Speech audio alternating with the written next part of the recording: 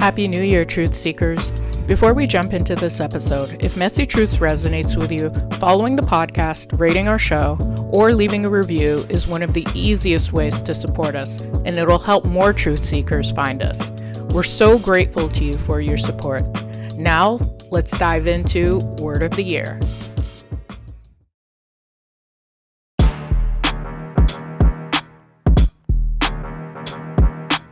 Hello, folks. Welcome to another episode of the Messy Truths podcast. This is Mar. As usual, I'm recording live and direct from Montreal.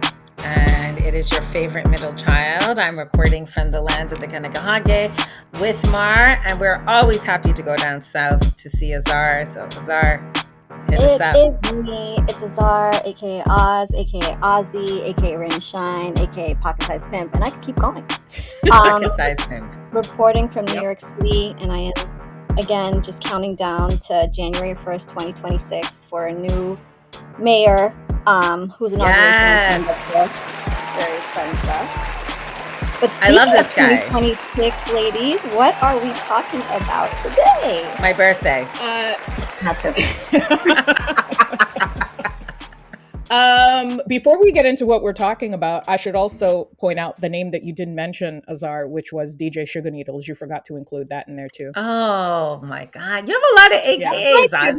I don't like to talk about that because I have people guessing what my DJ name was, but it's okay. It's out there now. Okay. We should bleep it out? No. Keep it in there. Keep it in there. Okay. All right. Let's spring. It's the season. The season to be sweet. Mm-hmm. Yes. So today we're talking about choosing your word of the year, what it is, how you use it, and more importantly, what it actually looks like to live that word out. So first of all, word of the year is should not be confused with Oxford Dictionary or Webster Dictionary's word of the year. Not to be confused with that at all. No. We are talking about choosing a word of the year for yourself as a vehicle to intentionally guide you throughout the year. And this is completely different compared to a New Year's resolution. It is not the same thing at all. So it's basically an act or a vehicle for your decisions, your growth, your reflection, and anything else that is relevant to your life over an entire year. So it's not a productivity goal. It's not something you absolutely need to get right. This is not a list of New Year's resolutions. It is not like that at all. But what it is it's less pressure on yourself than trying to achieve this long list of goals. And there's a lot more flexibility with a word of the year that can apply through many different areas of your life. And it allows for growth in different seasons of your life. So, have you ladies heard of this concept before? I have, but please, before we get into that, I was going off on a tangent because you did mention the Oxford Dictionary, and I think this is so fitting for the year 2025. But they have coined their word of the year, which is not like our word of the year. Not 2025, 2026? I know. No. This is because Oxford Dictionary does word of the year for the year that has passed. So I just kind of want to go there because it's a fun fact and very fitting.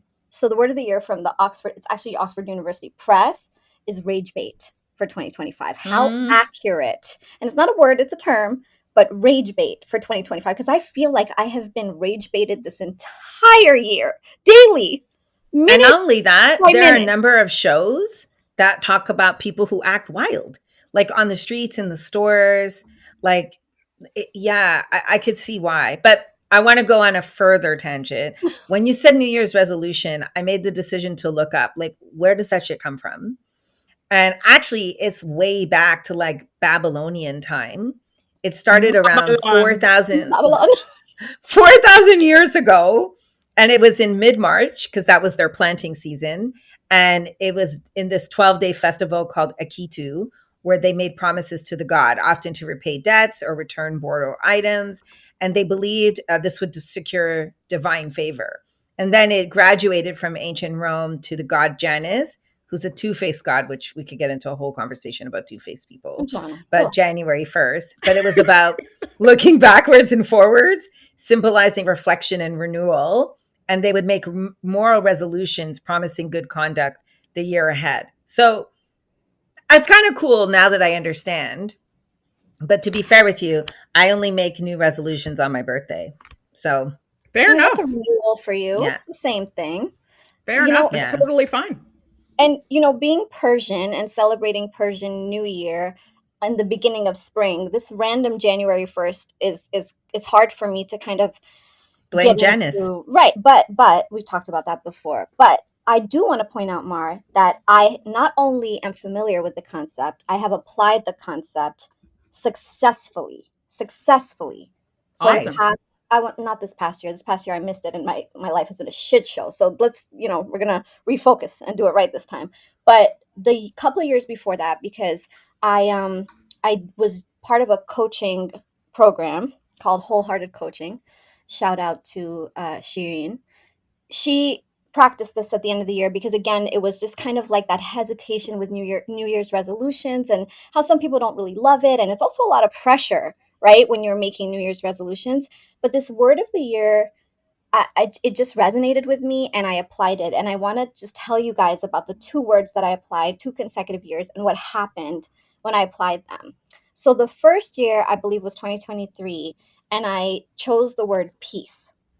And when Mm. I tell you, and peace can mean a lot, but at the time, I was dealing with a very young and wild Kane, still young, still wild, Mm-hmm. but definitely not as We love him.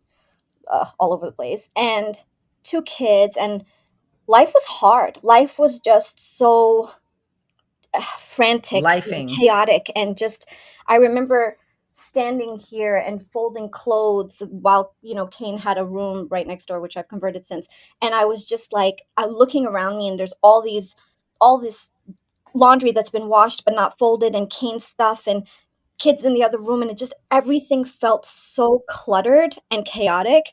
And I just remember feeling like I want peace. And honestly, that going into that year with that word of the year changed my whole mindset. It changed the goals of everything I was doing to achieve peace. And that peace came in a sense of organization in my home, in a sense of a more structured schedule around my kids, in choosing myself, right, over everybody else. Mm-hmm. So conceptually, I felt like that was the first time that I was able to really focus all of me and my mental well-being and my soul and my purpose around this word that kind of determined that year for me. So it worked perfectly. So I love this practice, and I'll talk about the next Awesome. word a little later on. I actually have put this into practice in the past, and it's been for 2 years. And the first time that I heard about this concept was actually in my church. My pastor, who gives great motivational and very awesome coaching centered sermons, was the one who brought this to my attention. And so I thought about it. I went home that Sunday and I thought, well, that's an awesome concept. Like, what should I do? And that year I chose the word love because I felt like I needed more love in my life. And I thought by month 3 that that was probably the worst word that I could have chosen for my year. Because the thing is, when you choose a word of the year, you have to really be mindful about what you're putting out into the universe. Like, I serve Jesus, but you serve another god or entity, go ahead. But I feel like no matter what you serve, when you put something out into the world, you better be careful about what it is, because it's going to come back and show up in ways that you least expect it.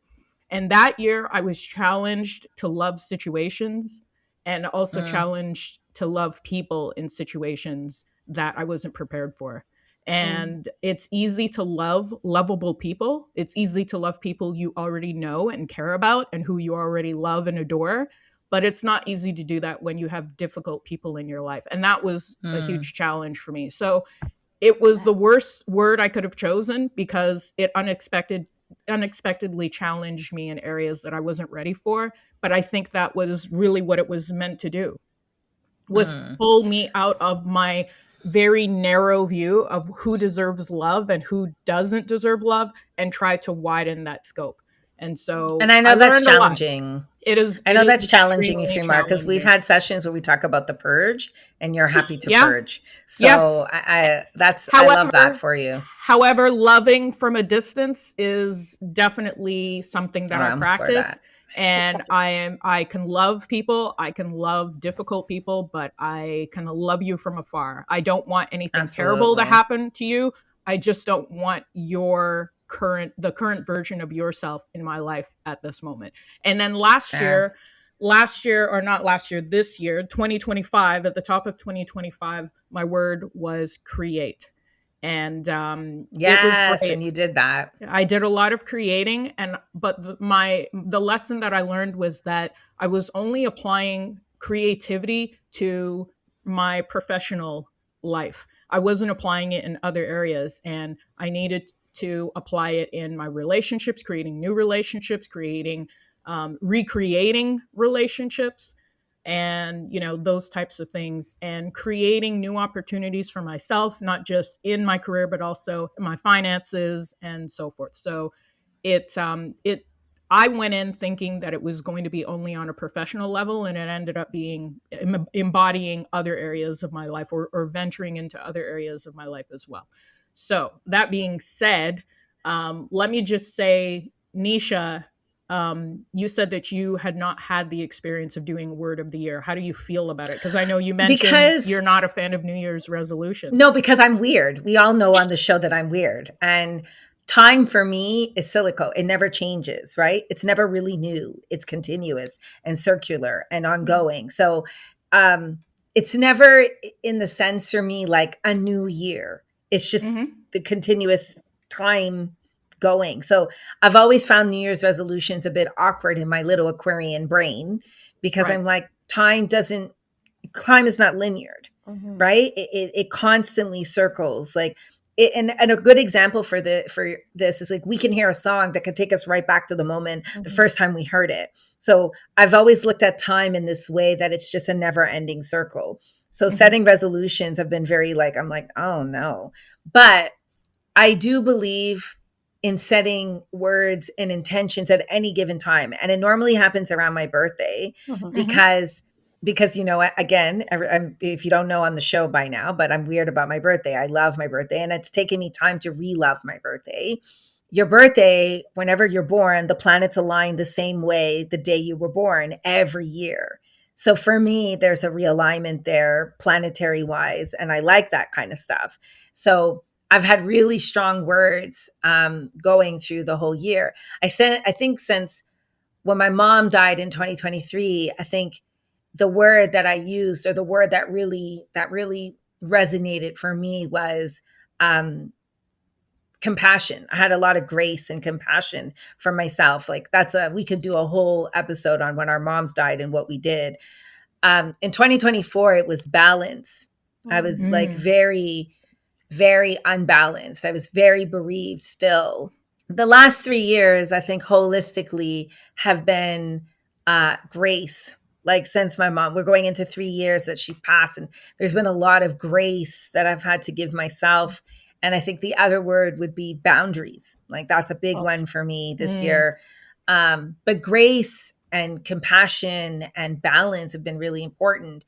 And I think the benefit of having both of you as friends, besides the fact that I love you both to bits, is that I was already going into a circle of love with both of you when my mom passed. And I'm forever bitter about that, and grateful, because bitter that we're all in that club, but grateful that at least you two are in that club.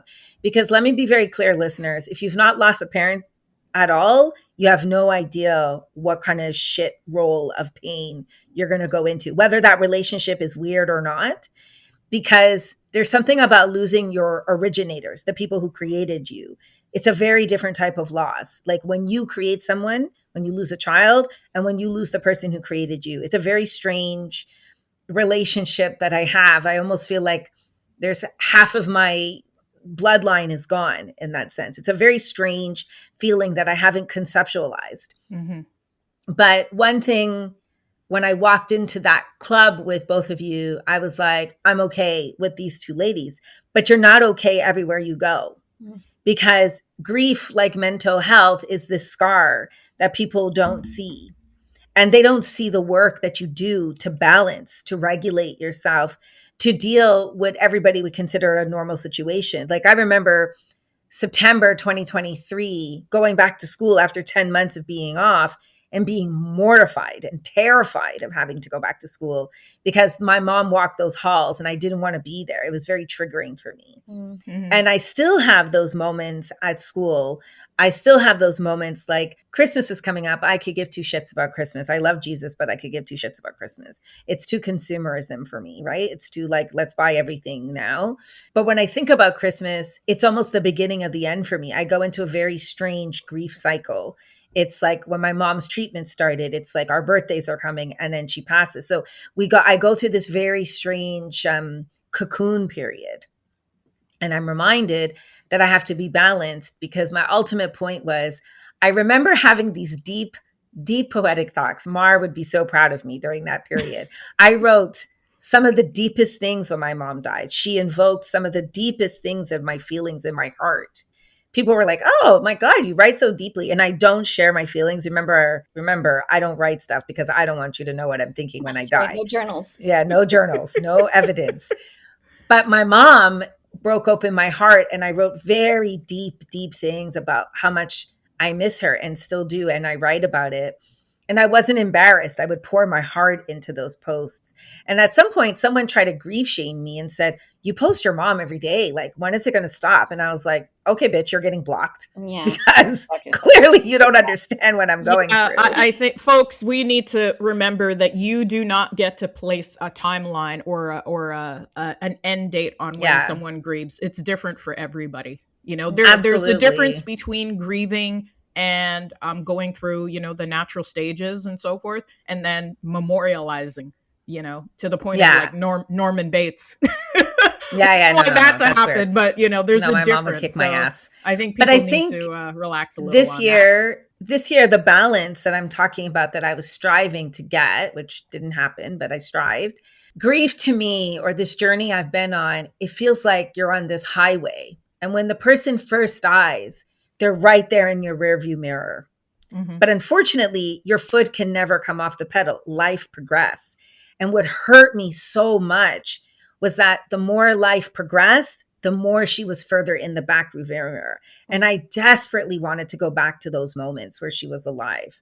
But I couldn't, because when you're in life and you're going down the stream, you have to go forward.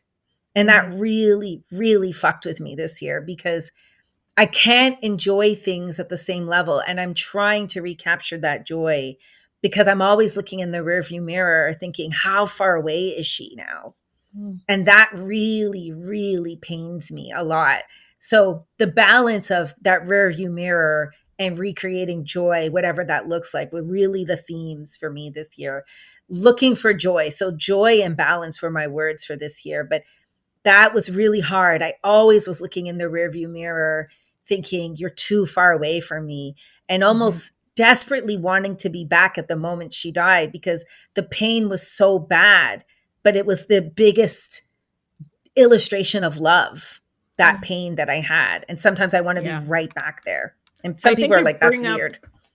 I think you bring up an important point about the importance of looking back, but also looking forward.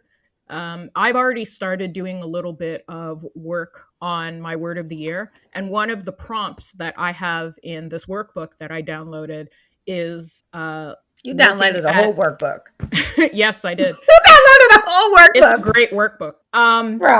It's one of the prompts in the workbook talks about looking back on your year 2025. And I thought that was so necessary. I really wasn't doing that enough before.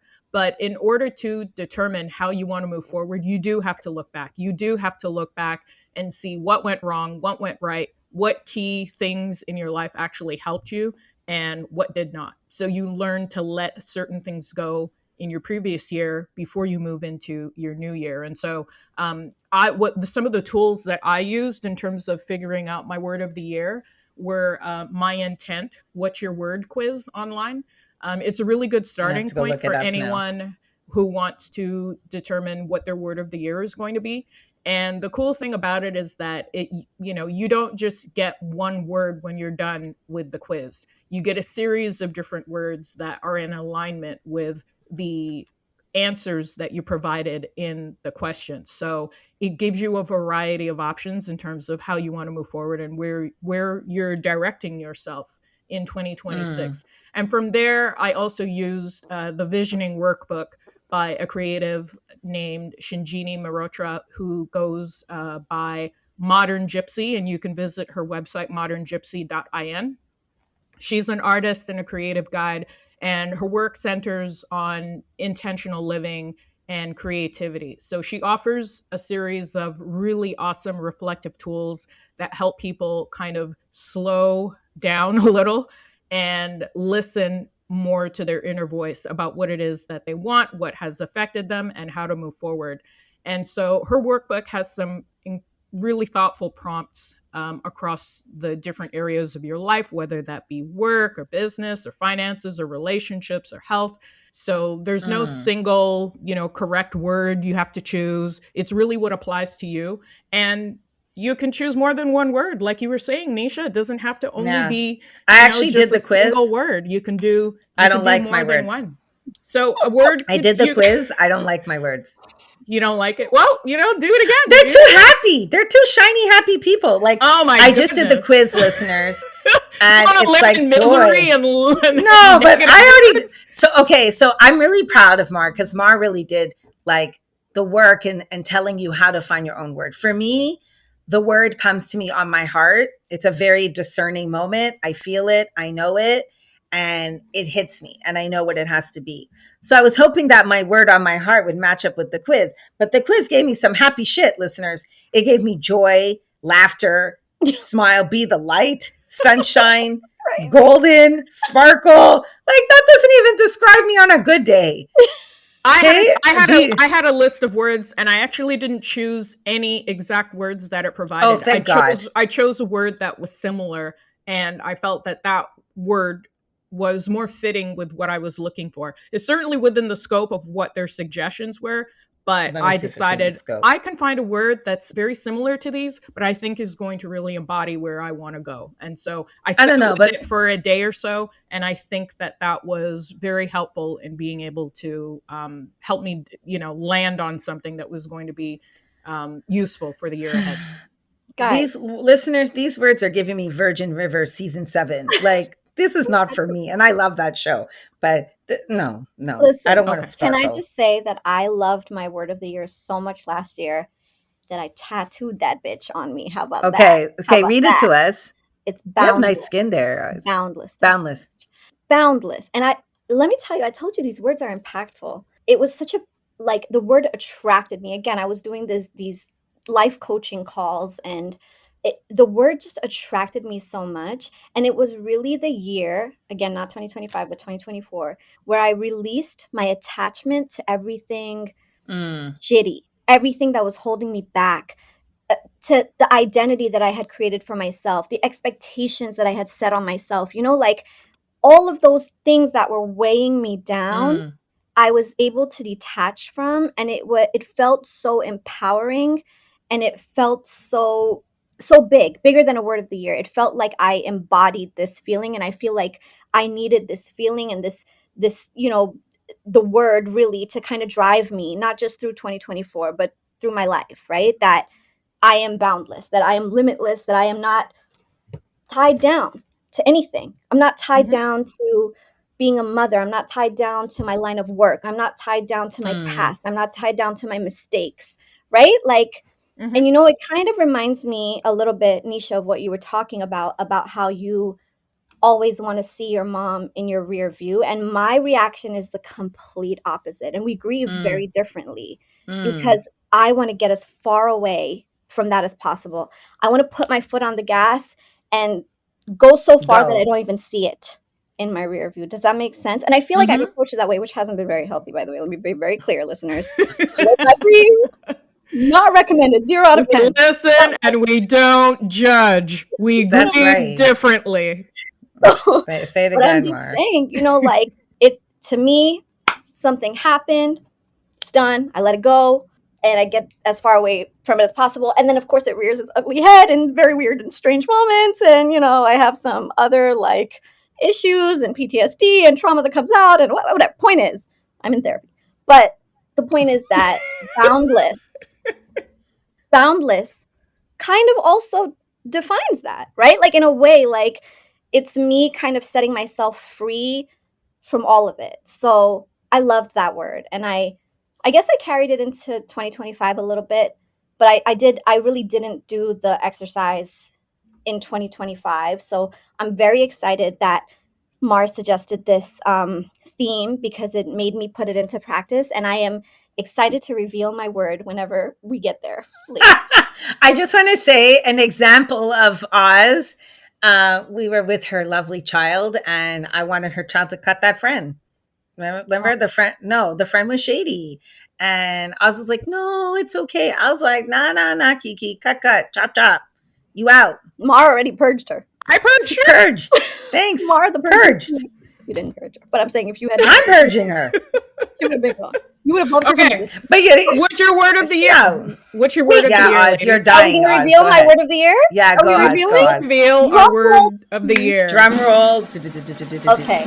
My word of the year is alignment. Nice. I love that. I chose alignment because I want everything that I do in 2026 to align with my values, to align with my goals, to align with my purpose. And I want to really be very clear and intentional about what I give my time and my energy and my focus and my emotions to.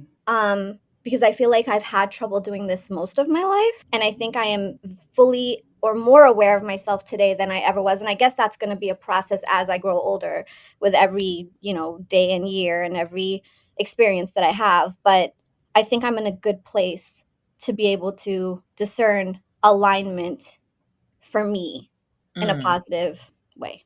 The Libra in me loves the word alignment. Yay. It is so similar to balance. It truly is. It truly is. What about you, Nesha? What's your word of the year? Or did you already mention it? No, I didn't. My word of the year is courage. I love Courage and identity. Love it. Courage is very deep for me. I think I've been maybe not hiding, healing, cocooning. I'm a good cocooner, but and I don't think it's time to get back to basics. I think I have the courage to be there. There's fundamental Nesha. So there's some fundamental things I need to go back to, and there's some courageous steps I need to take. I think alignment is a good one, but that courage to be who I need to be and that identity. A lot of things have made me hide a little bit, and that's not my forte. It's not who I am. I don't hide from my value systems. I like to confront things face head on. So I guess it's courage and identity mixing around, that courage to be me, whatever that means and whatever that comes. I'm not good at corporate politics. I'm not good at playing games. I'm not good at sacrificing my value systems. And I've had to do that for a year or two. And it's not good. It's not good for my spirit. It's not good for who I am.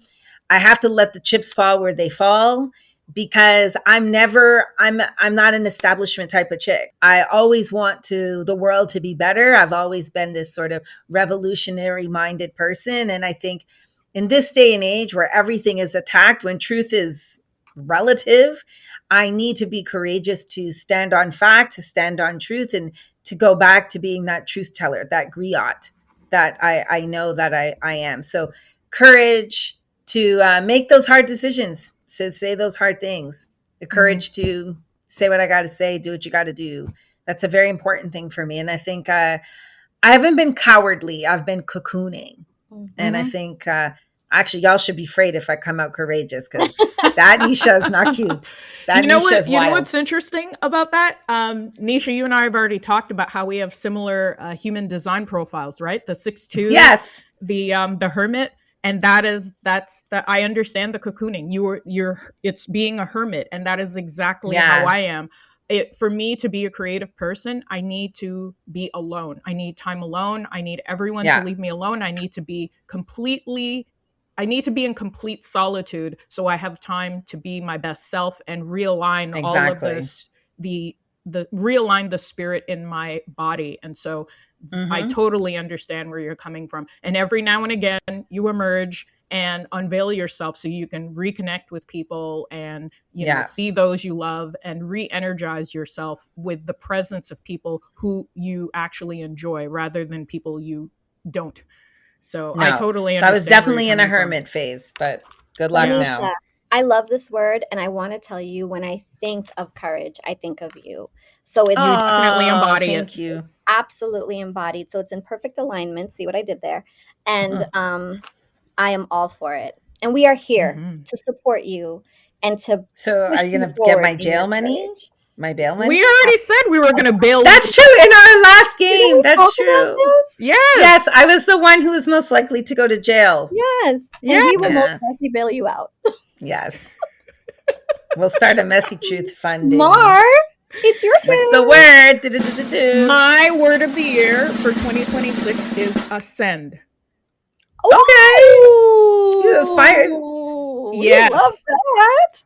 And it is my commitment to intentional elevation. I am here to experience an elevated version of myself. I've done a whole lot of work on myself, especially within the last 3 to 4 years. I am not the same person I was 2 years ago, and I don't want to be. So now I am ascending, and not just in my career. As I said previously, I've learned that the word does not necessarily only apply to your career. It applies to every area of your life. And so I am going to ascend in how I meet my friends. I'm going to ascend in how I meet my family and all of my other loved ones, my friends who are like my family, you ladies who are my sisters. I'm going to ascend in how I show up for other people. I'm going to ascend in my creativity. My word was create last year. I want to ascend in the level of creativity. It wasn't to the extent that I would have liked it this year. So now I'm going to ascend in 2026. So that's my word. I love that. I love it. Love. I love it. And we look forward to witnessing this ascension. Yes. I kept thinking of that Maxwell song. Yes. That's a good one. I kept thinking of that Maxwell song. So, but I was thinking of a phoenix rising from the ashes. Yes. That's what I was thinking about. So whatever word you choose, I know maybe journaling isn't for you, but you can use journaling as a way to help with living out your word. You can use a vision board. We love vision boards.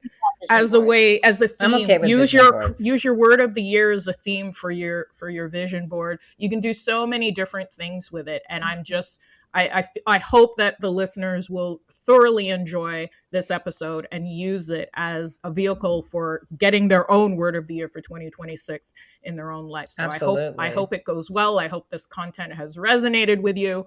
And before we leave, I just want to say. Yeah, tell us what your word is. We'd love to hear from you. We want to know how you're planning on going into 2026. And I want to say a big thank you to my nephew, producer extraordinaire DMC47, who helped with the audio engineering of the last couple of episodes. I got to tell you, I was drowning, like in so much work. Ascend is the word of the year, and I am preparing a new author website, and I got so swamped with that project that I fell behind in so many of the other areas of my life. And so I just want to send a big, big thank you to DMC for help on the last couple of episodes. Thank you. We greatly appreciate it. Yes, grateful to you. As well as to Azar for all of her social media management and finding a way to insert that in your already busy schedule as a mama and as a sales extraordinaire. Oh my goodness, so much work. I just want to show you, I have my dry erase markers. I'm ready to write my word on my board right here so that I can always look at it and be reminded of it as I move alignment. Into the new year. Yes. Yeah. I have a whiteboard here too, so I will do the exact same thing. And I also want to send a thank you to Nesha for her funny ass self, because sometimes I listen back to the episodes when I'm editing and I think, my goodness, this woman is so hilarious and she doesn't even realize. It's just the dry humor. It's my British dry humor. Okay, we'll do that on another episode. So next month we have a guest, right? Yes, next episode we are going to be holding our second Messy Truths Award show, and we will be be inviting our friend, our lovely guest, Shosei, to help us hand out messy awards to people who were, in our opinion, the most audacious, petty, flagrant. Added one to the list. I'm telling you. All right. Listeners, thank you so much for tuning into this episode, and we can't wait to hear what your word of the day is. Tell us in the comments, and we look forward to hearing more from you. Peace. Thanks, peace.